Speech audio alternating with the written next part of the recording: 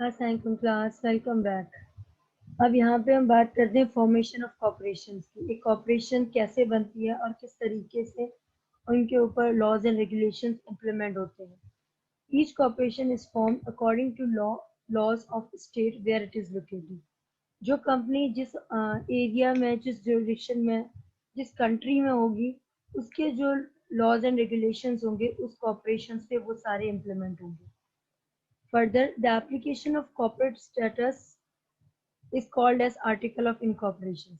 मैंने अभी आपसे बात की थी कि जिस तरीके से कंपनीज के articles of incorporation, article of association बनती हैं, जो मेमोरेंडम ऑफ एसोसिएशन बनते हैं, उनके अंदर क्लियरली मेंशन होता है सारे कंपनीज के कौन कौन से रूल्स फॉलो होंगे, कौन कौन सी पॉलिसीज फॉलो होंगी, कौन कौन से प्रोसीजर्स फॉलो होंगे।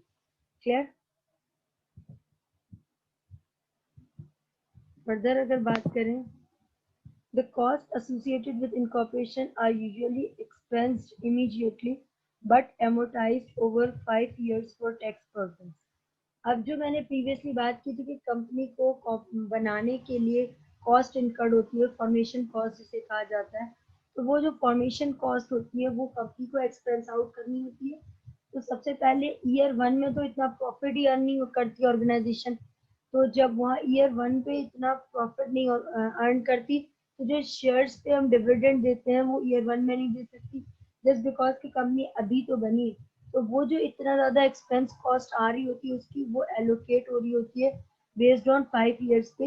ये एक टर्म्स एंड कंडीशंस है एज पर लॉ कि आपको वो कॉस्ट 5 इयर्स के लिए एमोटाइज करनी है, डिस्ट्रीब्यूट करनी है, just because of tax purpose. Clear? आगे बात करते हैं राइट्स ऑफ स्टॉक होल्डर्स। जो स्टॉक होल्डर्स के राइट्स होंगे कंपनी उसके अकॉर्डिंगली ही काम करेगी। तो सबसे पहले आ जाता है इनका वोटिंग राइट। अब वोटिंग राइट इन पर्सन है और बाय प्रॉक्सी है, और जो आपके ओरिजिनल ऑनर्स होते हैं उनके पास वोटिंग राइट्स होता है। अब वो वोटिंग राइट वो खुद इम्प्लीमेंट कर रहे हैं या अपनी प्रॉक्सी के थ्रू इम्प्लीमेंट कर रहे हैं, उसकी बात करते हैं। देन हम बात कर रहे हैं प्रोपोर्शनेट डिस्ट्रीब्यूशन ऑफ डिविडेंड्स। इनका जितने शेयर्स ऑर्गेनाइजेशन के अंदर होते हैं उन शेयर्स के अकॉर्डिंगली इनको डिविडेंड मिल रहा होता है।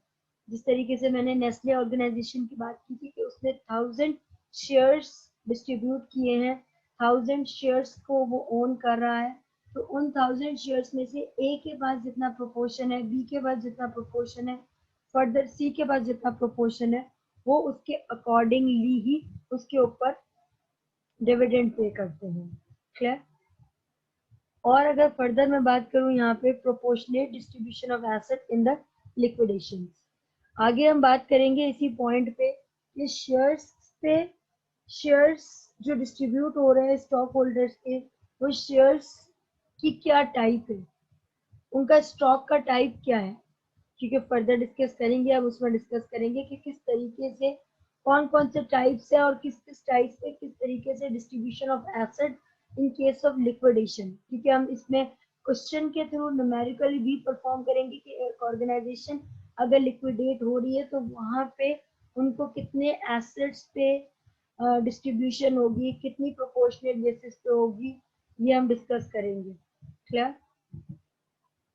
अब यहाँ पे मैं बात करती हूँ राइट्स ऑफ स्टॉक होल्डर्स में, और ऑर्गेनाइजेशन का चार्ट कैसे बनता है, किस लेवल पे बनता है। तो सबसे पहले बात, जो स्टॉक होल्डर्स होते हैं जो पैसे इन्वेस्ट करते हैं, जो कि अल्टीमेट जिनका कंट्रोल होता है, जो स्टॉक होल्डर्स यूजुअली साल में एक बार मिलते हैं। ये स्टॉक होल्डर्स ऑर्गेनाइजेशन के अंदर इन्वेस्टमेंट करते हैं और ये इन्वेस्टमेंट कलेक्ट होती है in the form of pool board of directors के पास। अब बोर्ड ऑफ डायरेक्टर्स जो हमारी मैनेजमेंट होती है वो काम करते हैं, उसमें एक प्रेसिडेंट होता है, फर्दर 4 उसके सब डिविजन होती है, लाइक एक सेक्रेटरी होता है, एक ट्रेजरर होता है, एक कंट्रोलर होता है, और एक अदर वाइस प्रेसिडेंट्स भी होते हैं। क्लियर? तो डिफरेंट डिफरेंट इनके पास राइट्स होते हैं, डिफरेंट डिफरेंट ड्यूटीज होती हैं, वो इनको इम्प्लीमेंट कर रहे होते हैं और उसके बेसिस पे ऑर्गेनाइजेशन अपनी बिजनेस ऑपरेशंस कैरी कर रही होती है। यहाँ पे हम सबसे पहले बात करते हैं स्टॉक होल्डर्स की। बात में क्या बात हो रही है, stock holders stockholders ledgers are often maintained by a stock transfer agent or stock registrar। अब यहाँ पे जो पैसा स्टॉक होल्डर्स इन्वेस्ट कर रहे हैं, वहाँ वो पूरा मेंटेन कौन कर रहा होता है? स्टॉक रजिस्ट्रार मेंटेन कर रहा होता है, और वो उसको देख रहा होता है कितना इन्वेस्ट किया, कितना डिविडेंड पे किया, और फर्दर किस किस के पास कितने कितने प्रोपोर्शनेट के शेयर्स हैं, और किस किस के पास कितने प्रोपोर्शनेट शेयर्स की ओनरशिप है। क्लियर? फर्दर बात करते हैं, like this is the form of shares, जिसमें 100 शेयर्स की ओनरशिप है, और ये American telephone and telegraphy company है, जिसके पास एंटाइटलमेंट है 100 शेयर्स की। जिसके पास भी ये पेपर होगा, that's mean they are own 100 shares of this respective organisation. यहाँ पे बात हो रही है, each unit of ownership is called a share और a share of stock. A stock certificate serves as proof that stockholders has purchased shares. तो ये share of stock है। अब आप यहाँ पे इस सर्टिफिकेट को जो भी ओन कर रहा होता है, वो ऑनर होता है कि उसके पास इतने शेयर्स हैं इस पर्टिकुलर ऑर्गेनाइजेशन के। क्लियर? फर्दर बात करते हैं, when the stock is sold, ये जो ओनरशिप का सर्टिफिकेट है, ये जब सोल्ड होता है, then when the stock is sold, the stockholders sign a transfer endorsement on the back of stock certificate.